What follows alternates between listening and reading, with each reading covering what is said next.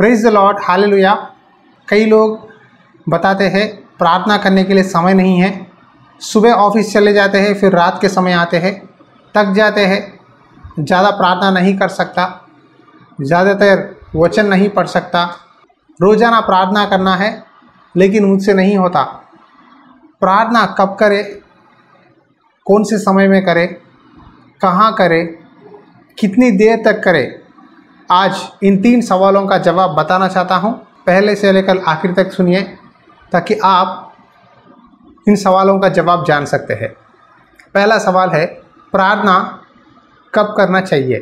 देखो, परमेश्वर ने दिन में 24 घंटे हमें दिए हैं। हर एक मसीही जो परमेश्वर पर विश्वास करता है, बपतिस्मा लिया है, वो हर महीना दशमांश देता है।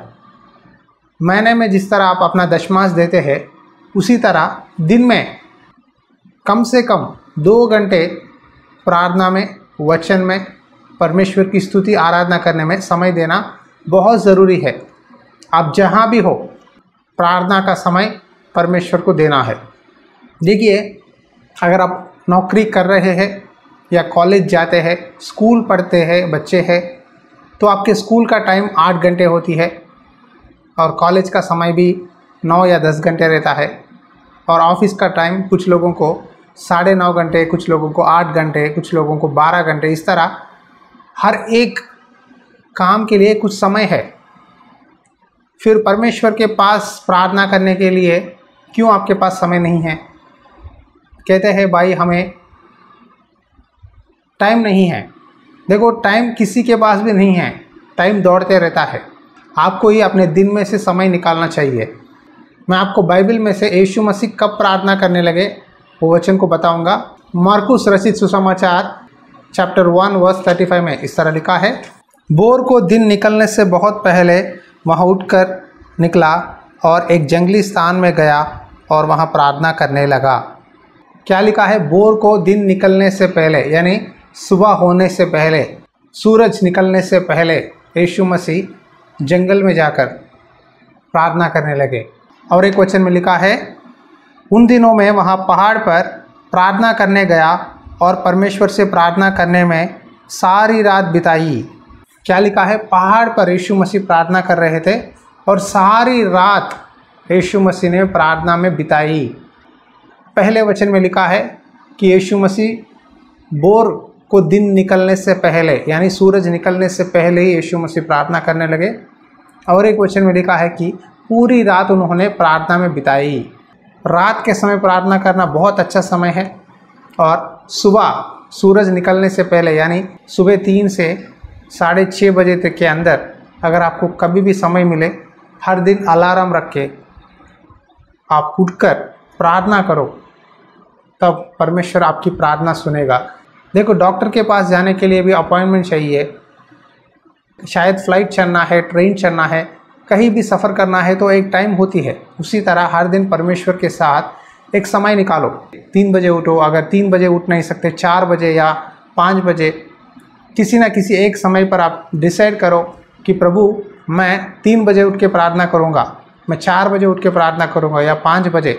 अलार्म रखो फ़ोन में, सुबह हर दिन उस समय उठो, 1 घंटा सुबह प्रार्थना करो। और रात के समय खाना खाने के बाद सोने से पहले 1 घंटा प्रार्थना करो, बाइबल पढ़ो। तब परमेश्वर के साथ इस तरह हर दिन संगति बनाए रखो, परमेश्वर आपकी प्रार्थनाओं का उत्तर देने वाले हैं।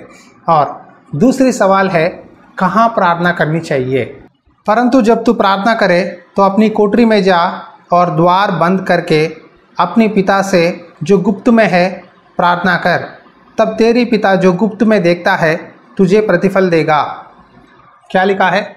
जब तू प्रार्थना करे, अपने घर में जा, दरवाज़ा बंद कर और रहस्य में, गुप्त में परमेश्वर से प्रार्थना करो। देखो, कई लोग शहरों में रहते हैं, सिंगल बेडरूम या डबल बेडरूम में रहते हैं। कुछ लोग तो सिर्फ एक कमरे के घर में रहते हैं।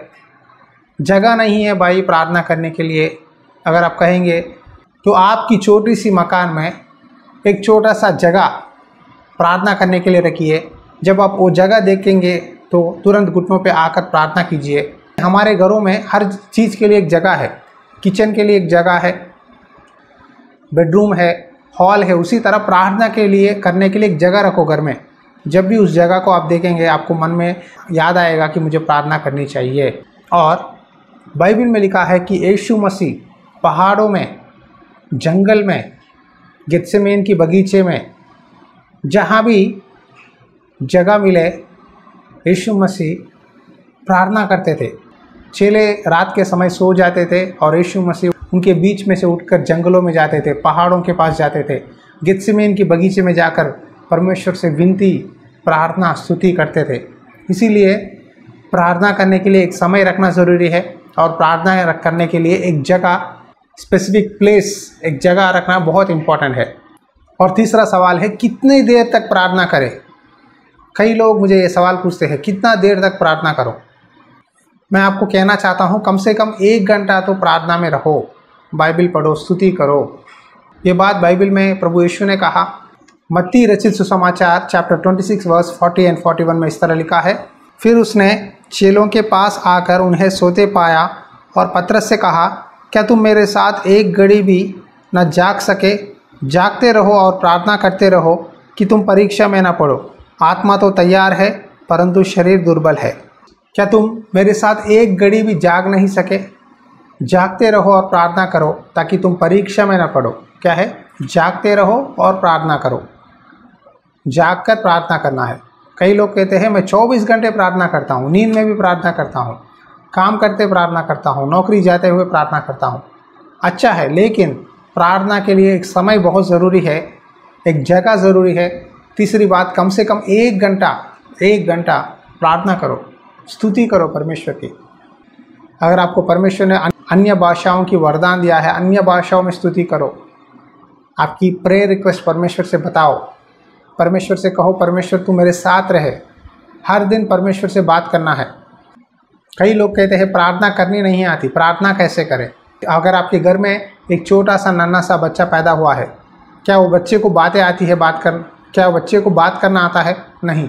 फिर भी बच्चा अपने इशारों से या अपने नज़रों से माँ से कहता है मुझे भूख लग रही है, क्या कुछ बात करने के लिए कोशिश करेगा।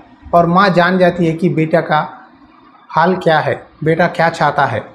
अगर वो भूखा है तो उसको दूध देती है, अगर वो रो रहा है तो चेक करती है क्या उसको पेट दर्द हुआ है, क्या हुआ है, सब कुछ माँ जानती है। उसी तरह परमेश्वर जानता है हमारी प्रॉब्लम क्या है। प्रार्थना सिर्फ यही है कि जैसा बच्चा अपने माँ से बात करता है उसी तरह आप भी यीशु मसीह से, परमेश्वर से बात करो। परमेश्वर आपका दिल जानता है। प्रार्थना करने के लिए बड़ी बड़ी भाषण बोलने की ज़रूरत नहीं है, बहुत अच्छा वचन का ज्ञान नहीं चाहिए। अपने दिल के साथ जो बातें आप अपने दोस्त से बात करते हैं, अपने घर वालों से बात करते हैं, उसी तरह परमेश्वर से बात करो, प्रभु से बताओ। प्रभु आपकी प्रार्थना सुनेंगे और आपको जवाब देंगे। हालेलुया। तो मैंने आपको इस संदेश के द्वारा इन सवालों को जवाब दिया है। अगले संदेश में प्रार्थना कैसे करें, प्रार्थना में क्या क्या पॉइंट्स हमें जोड़ना चाहिए, मैं आपको अगले संदेश में बताऊंगा। ये वीडियो को शेयर करो।